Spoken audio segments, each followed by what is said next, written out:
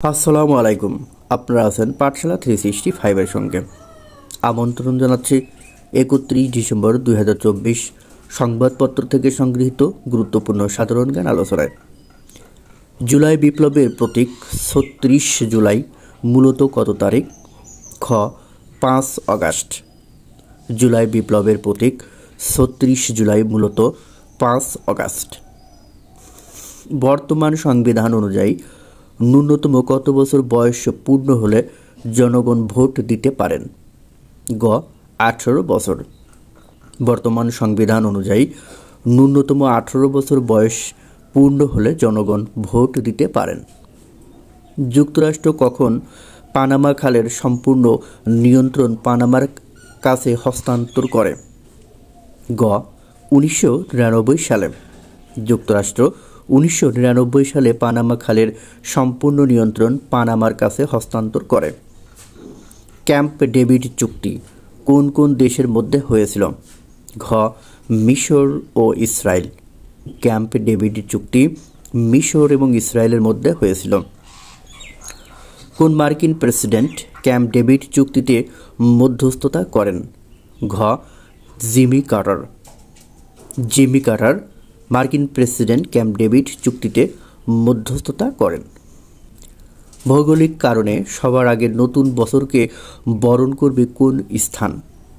গ কিরিতিমাতি দ্বীপ।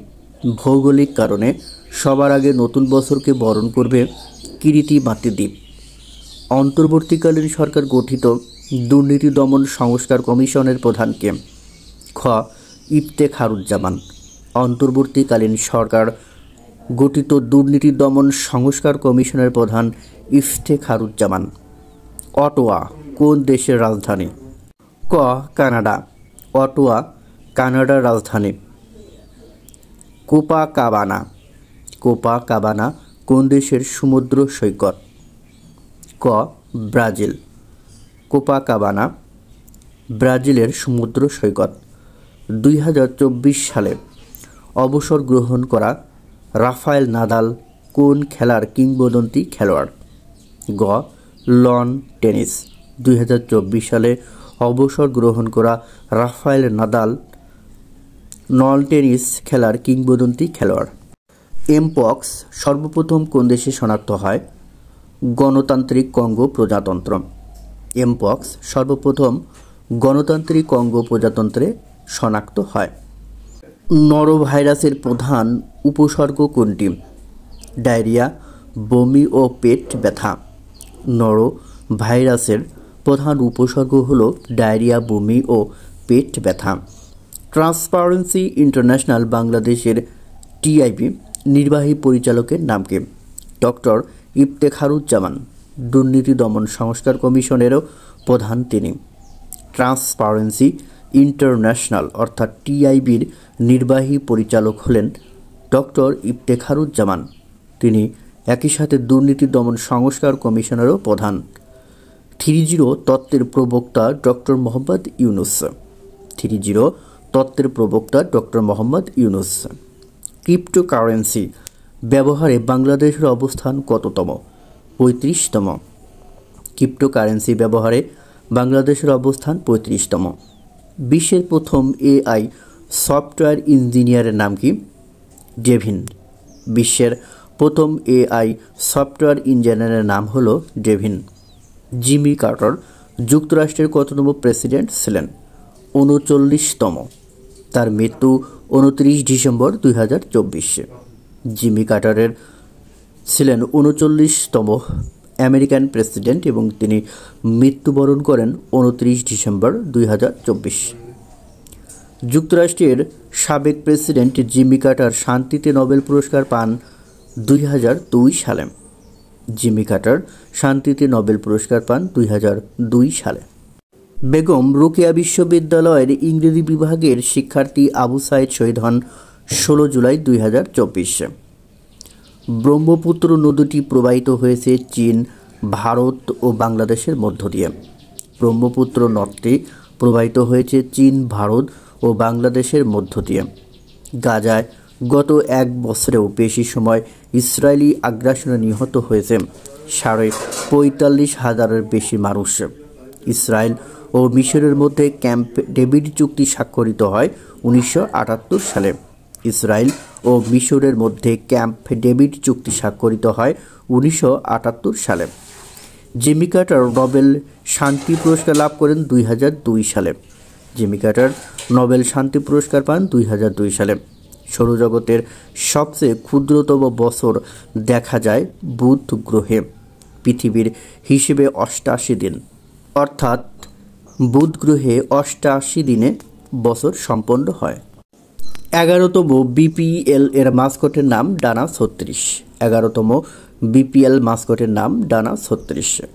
বাংলাদেশে নির্মাণাধীন প্রথম পাতাল মেট্রো রেলের নাম হলো এমআরটি লাইন 1। বাংলাদেশে নির্মাণাধীন প্রথম পাতাল মেট্রো রেলের নাম এমআরটি লাইন 1। জর্জিয়ার নবনির্বাচিত প্রেসিডেন্টের নাম মিখাইল কাভেলাসভিলি। জর্জিয়ার নবনির্বাচিত প্রেসিডেন্টের নাম মিখাইল কাভেলাসভিলি। সুয়েজ খাল কোন দুটি সাগরকে সংযুক্ত করেছে? ভূমধ্যসাগর ও লোহিত সাগরকে। সুয়েজ খাল ভূমধ্যসাগর ও লোহিত সাগরকে সংযুক্ত করেছে। কোন দুই দেশের মধ্যস্থতায় ইসরায়েল ও হিজবুল্লাহর মধ্যে 60 দিনের যুদ্ধবিরতি চুক্তি সম্পাদিত হয়?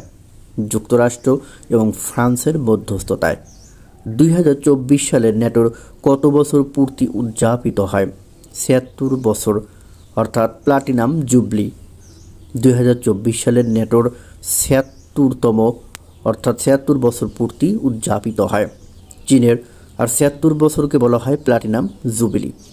চীনের মধ্যস্থতায় মিয়ানমারের 3 বিদ্রোহী গোষ্ঠী 3 ব্রাদারহুড অ্যালায়েন্সের মধ্যে সম্পাদিত চুক্তির নাম হল হাইগেং চুক্তি। চীনের মধ্যস্থতায় মিয়ানমারের 3 বিদ্রোহী গোষ্ঠী 3 ব্রাদারহুড অ্যালায়েন্সের মধ্যে সম্পাদিত চুক্তি হল হাইগেং চুক্তি। অস্তিত্বের জন্য সংগ্রাম কার রচিত উক্তি? Charles Darwin. অস্তিত্বের জন্য সংগ্রাম, এটি হলো চার্লস ডারউইনের বিখ্যাত উক্তি। ইভলিউশন শব্দটি প্রথম ব্যবহার করেন হারবার্ট স্পেন্সার সর্বপ্রথম ইভলিউশন শব্দটি ব্যবহার করেন। কোনটি প্রাকৃতিক পলিমার? রাবার হলো প্রাকৃতিক পলিমার। মুক্তিযুদ্ধভিত্তিক কবিতা এবং কবির নাম। September on Jessore road, Allen Ginsberg, মার্কিন কবি। মুক্তিযুদ্ধ, আব্দুল মান্নান সৈয়দ। মুক্তিযোদ্ধারা দেখতে কেমন? আহসান হাবিব।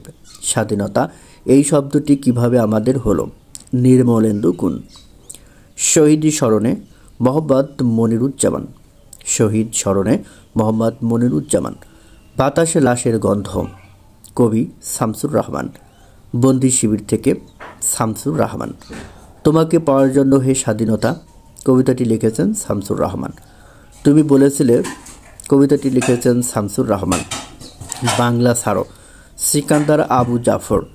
আজকের বাংলাদেশ, সুফিয়া কামাল। অন্তর্গত কবিতাটি লিখেছে সৈয়দ শামসুল হক।